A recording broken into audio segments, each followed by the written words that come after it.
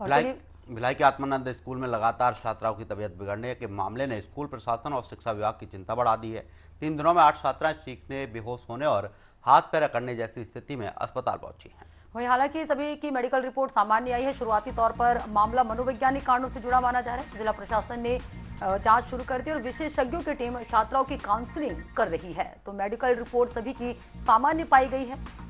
तो बिल्कुल पद्मा, कहीं ना कहीं देखा जाए तो छात्राओं का चीखना, चिल्लाना और बेहोश होना, जो ग्रामीण अंचल के स्तर के लोग हैं, ग्रामीण लोग हैं, वो इसे देवी शक्ति मानते हैं। ऐसा स्कूल से पहले भी छात्राओं को कहना था कि देवी प्रकोप हो सकता है और अन्य तरीके की बातें निकल कर सामने आ रही थी। लेकिन वैज्ञानिक तरीके से माना जाए तो ये मनोवैज्ञानिक स्थिति ऐसी होती है, इसकी वजह से इस तरीके की कंडीशन छात्रों की हो रही है। डॉक्टरों का भी ऐसा मानना है।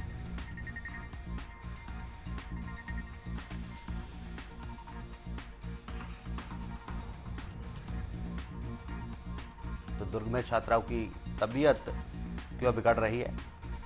3 दिन में 8 छात्राएं अचानक प्रभावित हुई हैं।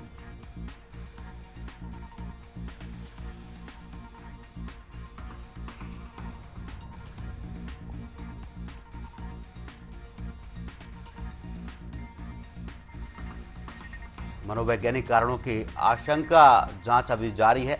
दुर्ग में छात्राओं की जो तबीयत बिगड़ रही है, इसको लेकर काउंसलिंग के लिए विशेषज्ञ टीम स्कूल पहुंची है। बिल्कुल। और मेडिकल रिपोर्ट सामान्य भी आई है, बल्कि शुरुआती तौर पर इसे मनोवैज्ञानिक कारणों से जोड़कर देखा जा रहा है। प्रशासन ने जांच शुरू भी कर दी है और विशेषज्ञों की टीम छात्राओं की लगातार काउंसलिंग कर रही है। और ये पूरा मामला जो है दुर्ग के आत्मानंद स्कूल की है, जहां लगातार छात्रों की तबीयत बिगड़ने का मामला सामने आया और जिसके बाद प्रशासन अलर्ट मोड में आ गया है। और लगातार जो यहाँ पर काउंसलिंग भी की जा रही है कि आखिर क्या वजह है कि छात्रों की तबीयत अचानक बिगड़ रही है। बड़ी संख्या में छात्र अस्पताल में भर्ती हैं और उनका इलाज भी जारी है। बिल्कुल पद्मा, कहीं ना कहीं देखा जाए 3 दिन में 8 छात्राएं प्रभावित हुई हैं।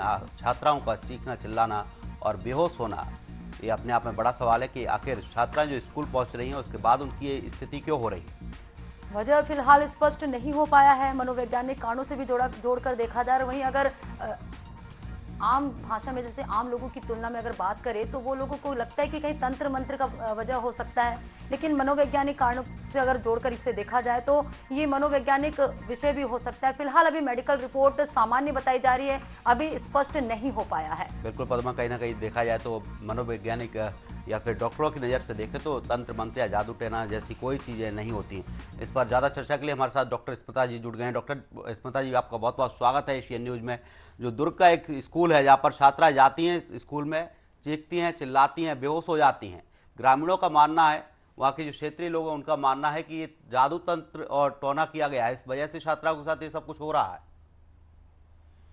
जी, ये अच्छा टॉपिक आपने पिकअप किया और ये अच्छी बात है कि हम इस पे डिस्कस कर रहे हैं। जो ये इंसिडेंट हुआ है इसके बारे में मेडिकल रिपोर्ट्स आने दें और इसकी चेकअप हो और साथ साथ में इन चीज़ों को ऐसे समझा जाए कि इसकी काउंसलिंग होनी चाहिए जिस बच्चे के साथ रहे हैं या एक बच्चा जिसके साथ स्टार्ट हुआ है।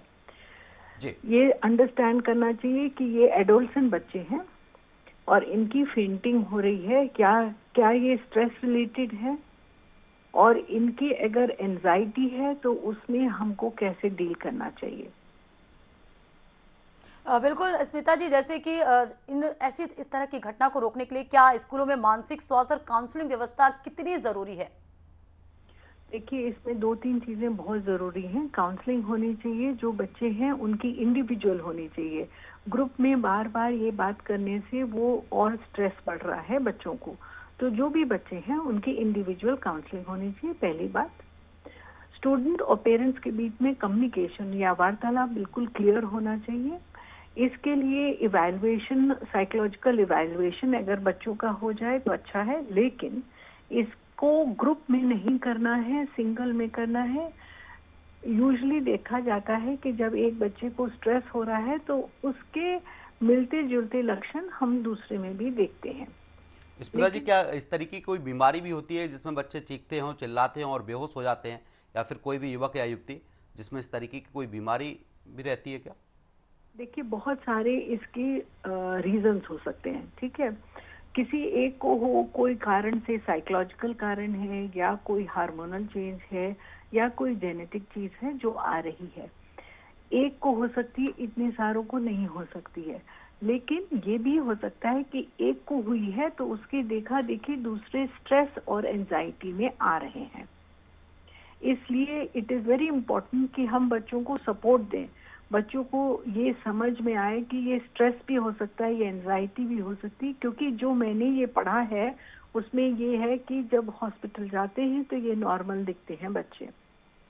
जी बिल्कुल, तो कहीं ना कहीं मोरल सपोर्ट की बहुत ज़रूरत है इन बच्चों को। छात्राओं की काउंसलिंग भी जो है लगातार की जा रही है, तो यहाँ पर जो देखने वाली बात है उनको जो है मोरल सपोर्ट की बहुत ज़रूरत है। बहुत बहुत शुक्रिया स्मिता जी हमारे साथ चर्चा करने के लिए इस विषय पर।